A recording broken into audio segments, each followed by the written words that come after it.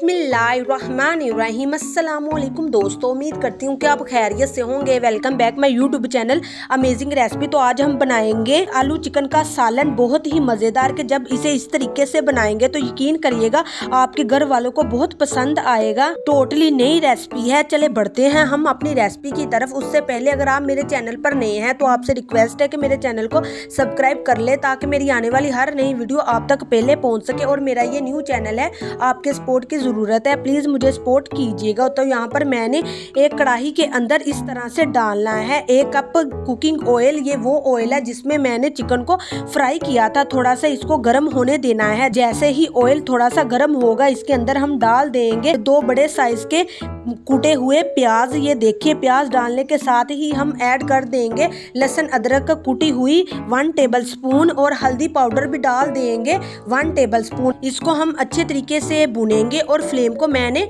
Medium रखा हुआ है।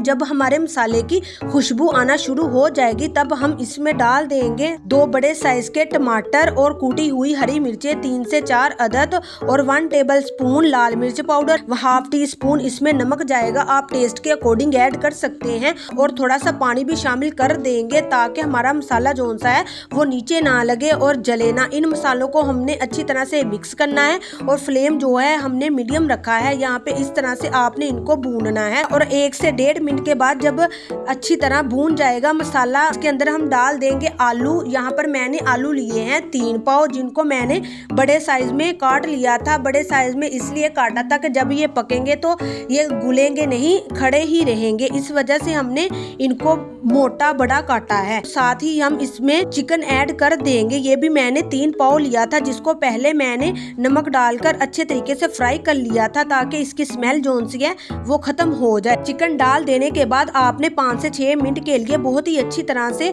आलूओं और चिकन को भूनना है। जब तक आप आलू अच्छी तरह से फ्राई नहीं करेंगे आपके सालन के अंदर अच्छा टेस्ट नहीं आएगा। आप देख रहे हैं कि फ्लेम को मैंने कितना हाई किया हुआ है। इस तरह से 7 से 8 मिनट हो गए हैं आलूओं को और चिकन को भूनते हुए। इसमें हम डाल देंगे पानी। यहाँ पर मैं डालूंगी 4 गिलास पानी। अगर आप ज्यादा शोरबा रखना चाहते हैं तो 5 गिलास डाल सकते हैं, अगर कम रखना चाहते हैं तो 4 गिलास ही काफी होंगे, क्योंकि जब ये पकेगा तो 2 गिलास रह जाएंगे। ढक्कन लगाकर इसे पकने देंगे कोई 10 से 15 मिनट के लिए। तो यहाँ पर देखिए 10 से 15 मिनट हो चुके हैं हमारे चिकन आलू के सालन को पकते हुए। और देखिए इसका पानी जोन सा है वो ड्राई हो चुका है। जितना हमें शोरबा चाहिए था उतना रह चुका है। अब हम फ्लेम को लो कर देंगे। अब डाल देंगे हरा धनिया और मिक्स गरम मसाला हाफ टी स्पून। ये आपने लाजमी डालना है, आपने मिस नहीं करना। इसको करेंगे अच्छे तरीके से मिक्स और चलते हैं फाइनल लुक की तरफ। और यहाँ पर देखिए माशाल्लाह अल्हम्दुलिल्लाह मेरे प्यार दोस्तों, आपके लिए आलू चिकन का सालन तैयार है।